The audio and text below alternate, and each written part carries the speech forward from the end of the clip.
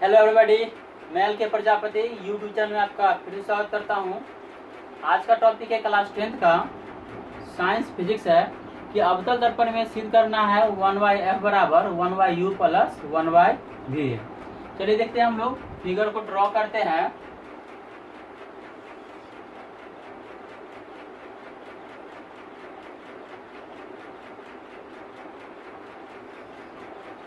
ये हमारा अनंत तक जाएगा, ये ध्रुव हो गया।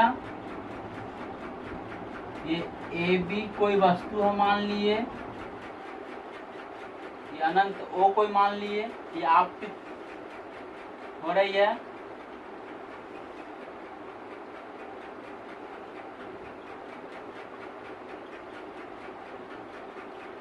ए डैश बी डैश ये कोई प्रतिबिंब बना है। ए डैश बी डैश क्या बना है?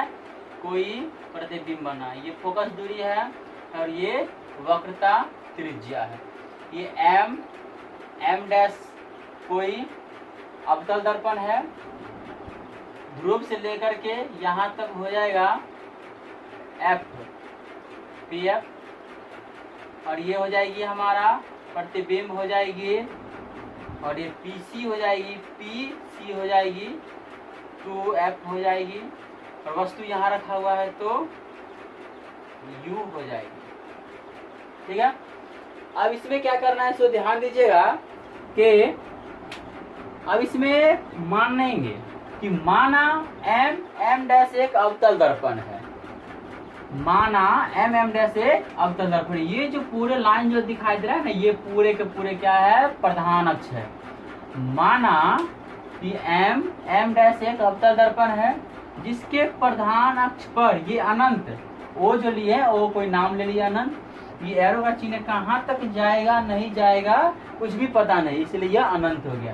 कि माना एम डैश एक अवतल दर्पण है जिसका ध्रुव P और वक्रता केंद्र माना एम डैश एक अवतल दर्पण है जिसके प्रधान अक्ष पर अनंत और वक्रता केंद्र C के बीच एक वस्तु रखी गई।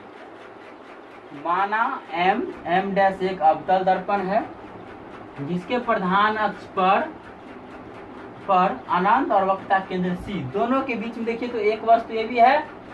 अनंत और वक्रता केंद्र के बीच एक वस्तु ए बी को इस प्रकार रखा गया है कि इसका वास्तविक प्रतिबिंब A dash B dash focus F और वक्रता केंद्र C के बीच बनता है। साथ ही इसको n मान लेते हैं। n से NQ लंब प्रधान अक्ष पर डाला।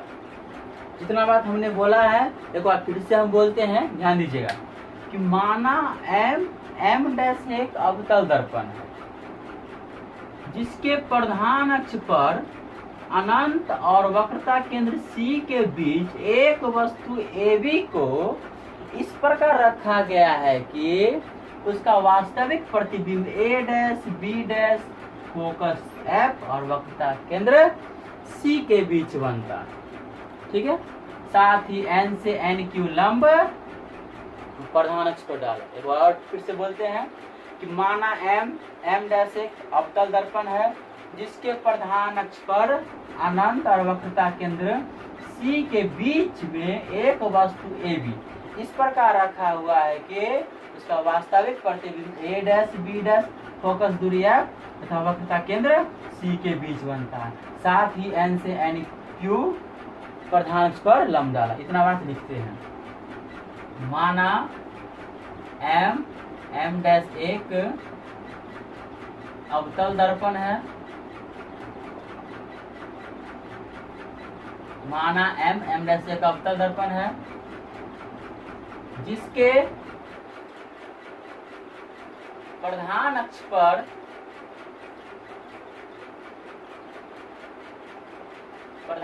पर अनंत और वक्रता केंद्र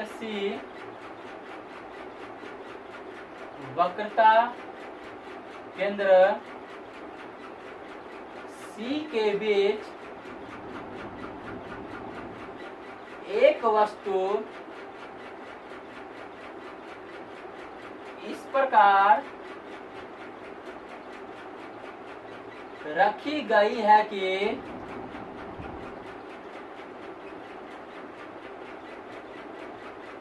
इसका वास्तविक प्रतिबिंब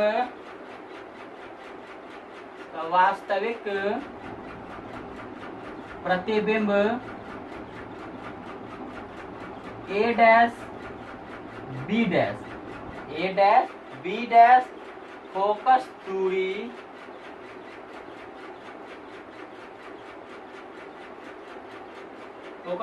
F तथा वक्रता केंद्र C, वक्रता केंद्र C के बीच बनता है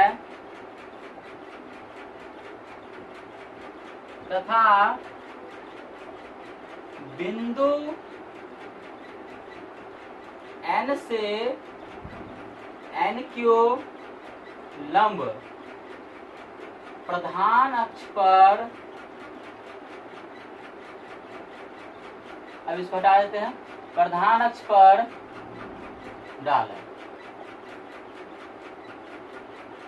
ठीक है, अब ध्यान दीजिएगा कि इसमें तो जो माना, जितना तक मानना था उतना तक हम मान दिए कि माना M डैश एक अवतल दर्पण है जिसके प्रधान अक्ष पर अनंत और वक्रता केंद्र C के बीच एक वस्तु AB को इस प्रकार रखा गया है कि उसका वास्तविक प्रतिबिंब A dash B dash focus दूरी F तथा वक्रता केंद्र C के बीच बनता है तथा बिंदु N से NQ लंब प्रधान अक्ष पर डाला। इतना बात की। पुनः माना फोकस दूरी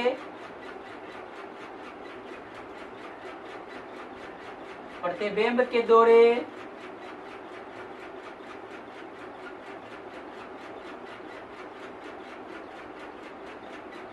वस्तु की दूरी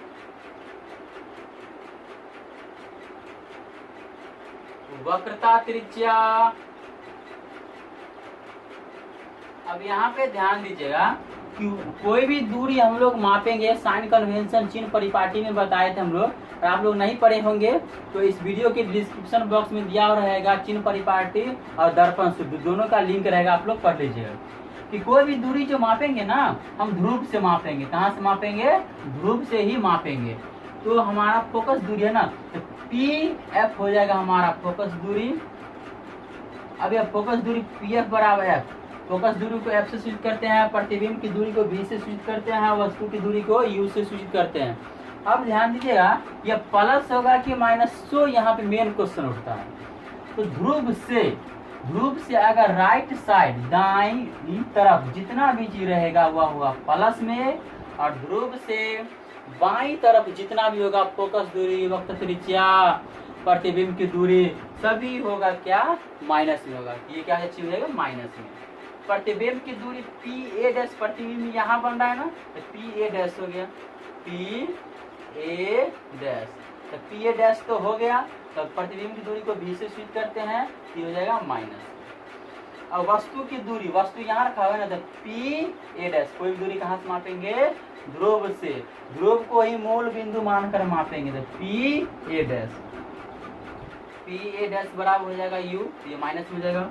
वक्रता त्रिज्या PC हो जाएगी, वक्रता त्रिज्या R बराबर क्या हम लोग सिद्ध किए थे? 2F। आप लोग देख लीजिएगा वीडियो में, तो हो जाएगा यार 2F, ये भी माइनस में जाएगा। तो सिद्ध करना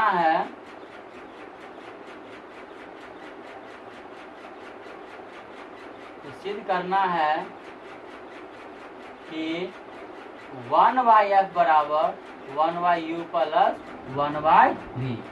ठीक है, अब इसको मिटाते हैं स्पेस कम के कारण।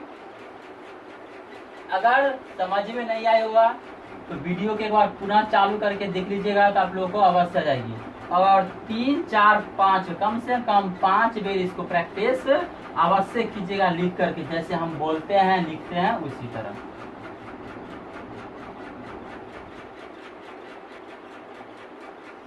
ठीक है, प्रमाण में आप लोग अब देखिएगा,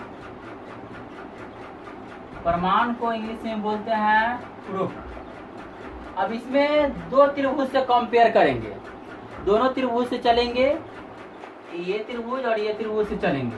दोनों त्रिभुज से चलने के बाद हम लोग क्या करेंगे कि दोनों में देखेंगे कोई लंब है या नहीं, लंब है या है, तो उसके बाद देखेंगे कि कोई कॉमन है कि नहीं, शीर्षाभिमुख कोण है कि नहीं। अगर शीर्षाभिमुख कोण रहेगा तो वह दोनों त्रिभुज क्या हो जाएगी, समरूप हो जाएगी, और समानुपातिक नियम से दोनों त्रिभुज का भुजा भी क्या हो जाएगी, बराबर हो जाएगी। जैसे देखिएगा, चूंकि त्रिभुज ABC और त्रिभुज A'B'C, A'B'C से ध्यान दीजिएगा, दोनों त्रिभुज में ये तो हमारा लंब है और ये भी हमारा लंब है, इस त्रिभुज और इस त्रिभुज से चलते हैं। कोण BAC बराबर कोण B'A'C, B'A'C बराबर कितना डिग्री हो जाएगी, 90 डिग्री हो जाएगा। कितना डिग्री हो जाएगा, 90 डिग्री हो जाएगा। अब ध्यान दीजिएगा, कोण BAC बराबर कोण B'CA'।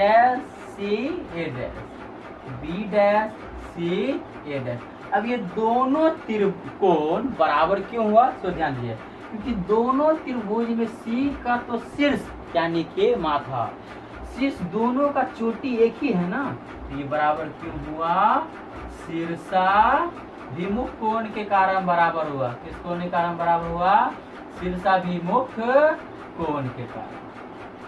जब शीर्षाभिमुख कोण के कारण ये दोनों कंडीशन में बराबर हो गया तो हमारा इसलिए त्रिभुज ABC समरूप त्रिभुज A', हमारा हो गया। अतः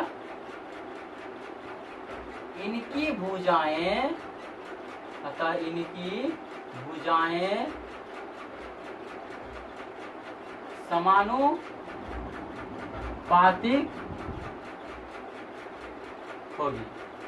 समानुपातिक होगी, तो इसका लंब बट्टे इसका लंब हो जाएगा बराबर इसका आधार बट्टे इसका आधार हो जाएगा। तो AB बट्टा में हो जाएगा A', AB बट्टा में A', बराबर AC बट्टा में A', हो जाएगा। समीकरण कितना हो गया, 2। अब फिर पुनः अब इस त्रिभुज से और इस त्रिभुज से हम लोग चलते हैं पुनः, पुनः को इंग्लिश में क्या कहते हैं, अगेन। त्रिभुज NQF और त्रिभुज A'B'F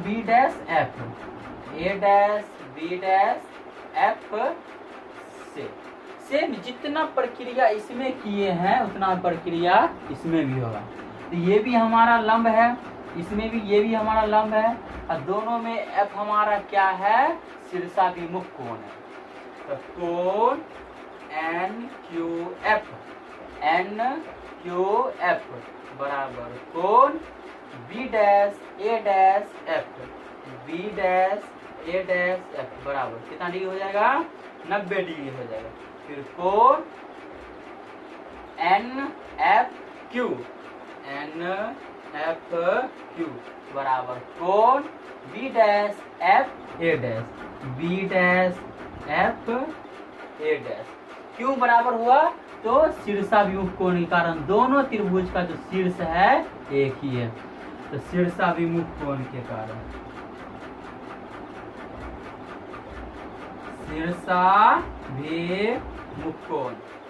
शीर्षाभिमुख कोण के कारण क्या हुआ, बराबर हुआ। अब ध्यान दीजिएगा,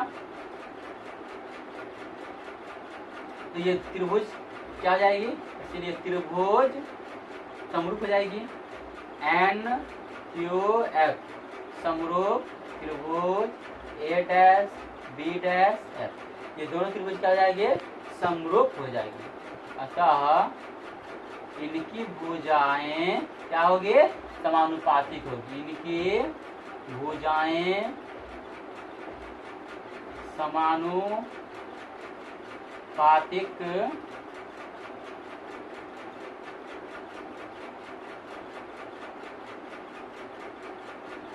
इनकी भुजाएं समानुपातिक हो। ध्यान दीजिएगा, तो ये एन क्यू इसका बट्टा में इसका बट्टा हो जाएगा, एन क्यू बट्टा में हो जाएगा क्या, ए डैश बी डैश, ए डैश बी डैश बराबर ये हो जाएगा क्यू एफ बराबर F A dash, F A dash है तो ए डैश एफ भी लिख सकते हैं। अब यहाँ पे ध्यान दीजिएगा आप लोग, तो ये हो गया हमारा एन क्यू बट्टा में ए डैश बी डैश, इसका लंब बट्टे इसका लंब बराबर इसका धार बट्टे इसका धार। अब यहाँ पे ध्यान दीजिएगा कि हमारा जो है यह एन क्यू, क्या एन क्यू ए बी के बराबर होगा? होगा तो क्यों होगा, क्वेश्चन यहाँ पे ये, क्योंकि ये हमारा प्रधान अक्ष है, ये कोई वस्तु है और ये हमारा क्या है, आपतित किरण। तो ये आपतित किरण जो जा रही है यहाँ ये समांतर होती है, क्या होती है, प्रधान अक्ष और आपतित किरण के बीच की दूरी जो होती है समांतर होती है। तो जितना दूरी यहाँ होगा उतना दूरी यहाँ भी होगा, उतना दूरी यहाँ भी होगा, इतना दूरी यहाँ भी होगा। इसका मतलब हम कह सकते हैं कि एन क्यू बराबर ए बी होगा। तो एन क्यू के जगह पर हम क्या लिख सकते हैं, ए बी बट्टा ए डैश बी डैश बराबर क्यू एफ बराबर हो जाएगी ए डैश एफ, चूंकि एन क्यू बराबर ए। अब ध्यान दीजिएगा, इसको मिटाते हैं, अब यहाँ पर लिखेंगे क्योंकि स्पेस कम है।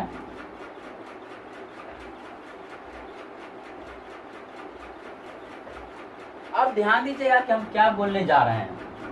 ये जो हमारा Q बिंदु है, Q जो बिंदु है क्या P के काफी निकट है ना। जब Q बिंदु P के जब काफी निकट होगा तो हम QF को हम PF बोल सकते हैं ना। जैसे क्या देखिए कि माना Q बिंदु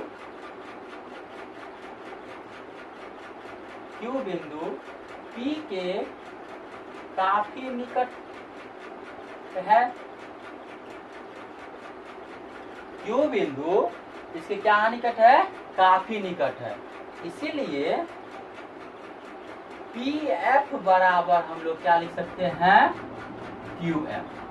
क्या लिख सकते हैं, PF बराबर QF। तो PF बराबर QF लिख सकते हैं ना।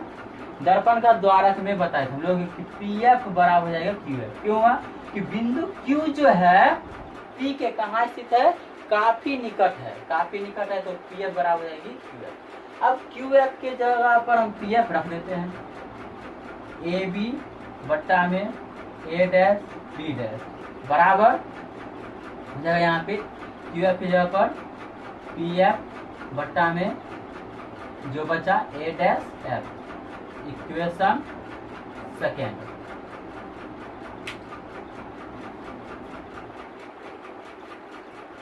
आप लोग ध्यान दीजिएगा कि इक्वेशन सेकेंड हो गया और इक्वेशन ये क्या है, फर्स्ट है। अब ध्यान दीजिएगा, इस नीचे वाले को सभी को मिटाते हैं। अब हमें समीकरण 1 और समीकरण 2 से ही मतलब है। इससे मतलब है समीकरण 1 और समीकरण 2 से, ठीक है।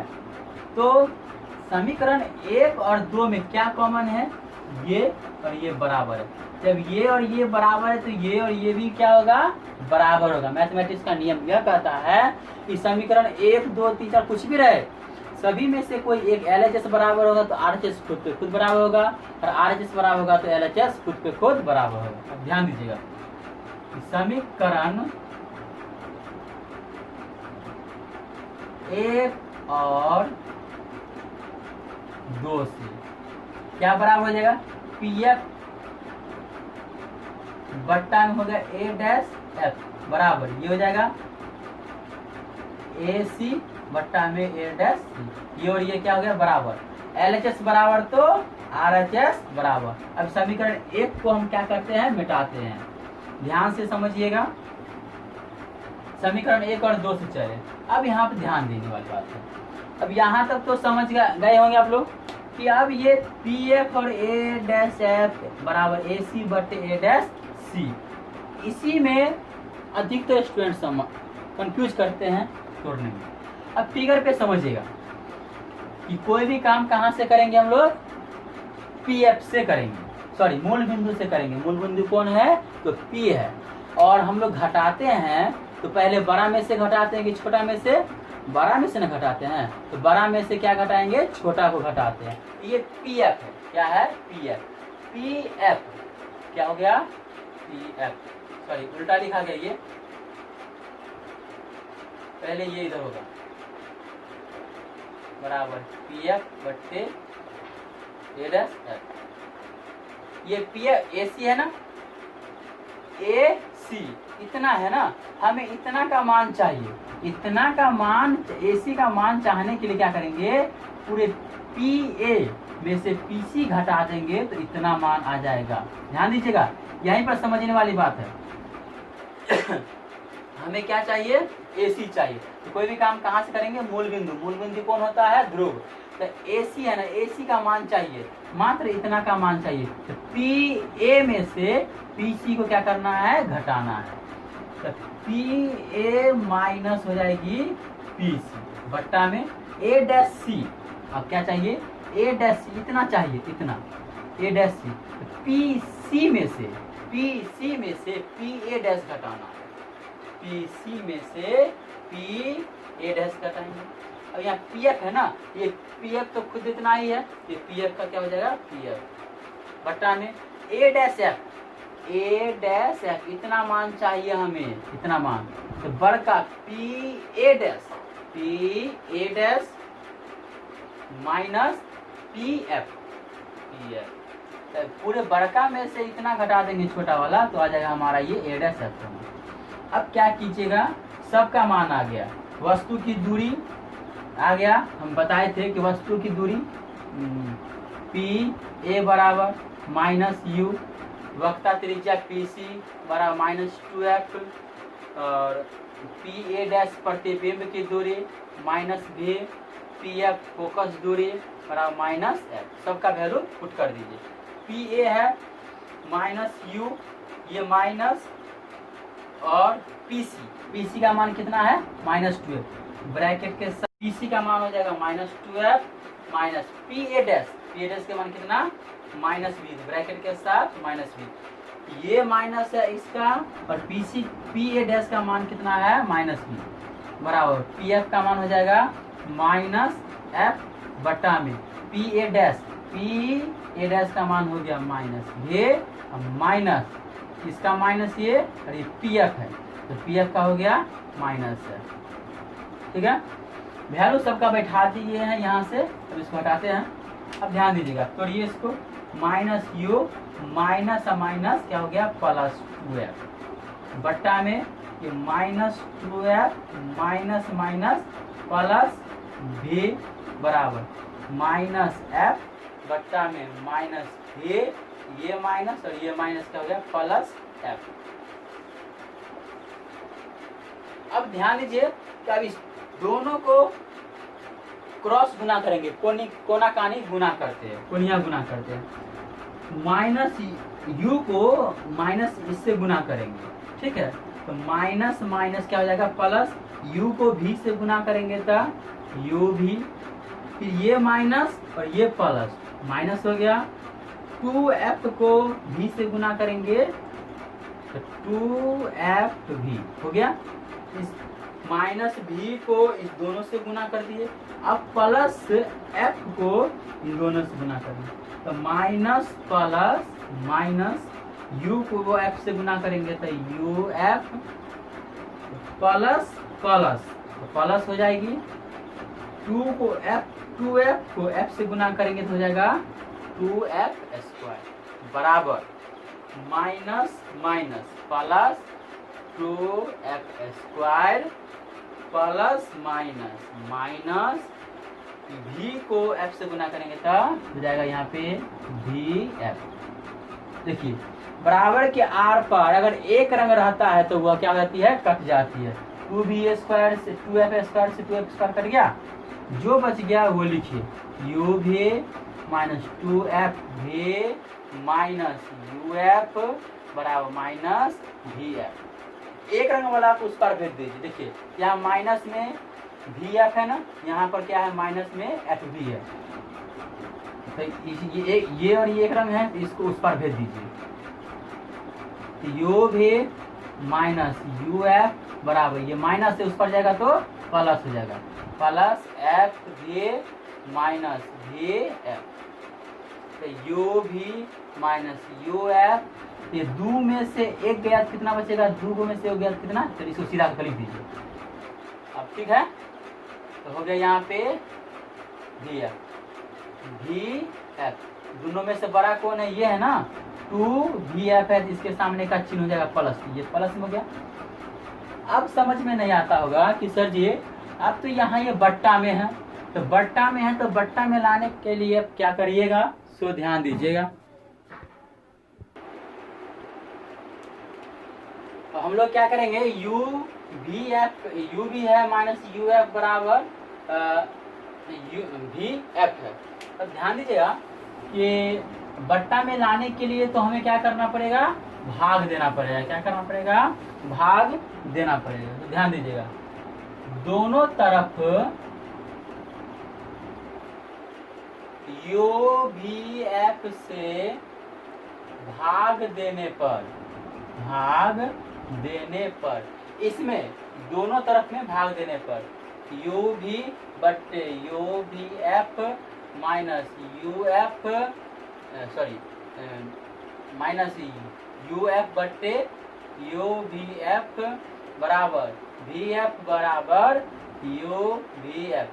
अब जो कटने वाला से काट दीजिए, दोनों से ये दोनों कट गया, यू से यू खत्म, एफ से एफ खत्म, वी एफ से वी एफ खत्म। जो बचा ऊपर लिख दीजिए, ऊपर कुछ नहीं तो 1/f माइनस 1/v बराबर 1/f यू हो गया।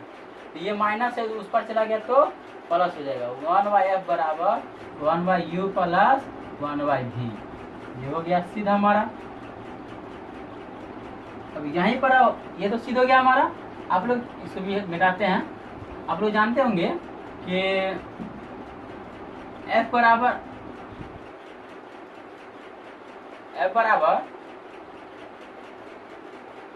r/2 होता है, ये जानते हैं। तो क्रॉस गुना कीजिए, r बराबर 2f होगा। ठीक है, तो ध्यान दीजिएगा कि इससे चलते हैं 1/f बराबर 1/u प्लस 1/v। तो f का मान यहाँ कितना है, f का मान r/2 रख सकते हैं, 1/f पर r/2 बराबर 1/u प्लस 1/v। जो सबसे नीचे रहता है वो सबसे ऊपर, तो 2/r बराबर 1/u प्लस 1/v। ये भी अगर एग्जाम में आएगा तो आप बना सकते हैं इसी तरह, कुछ नहीं करना है, लेकिन मेन है हमारा ये। ठीक है, अगर वीडियो अच्छी लगी तो लाइक करिएगा और दोस्तों के साथ भी शेयर भी कीजिएगा।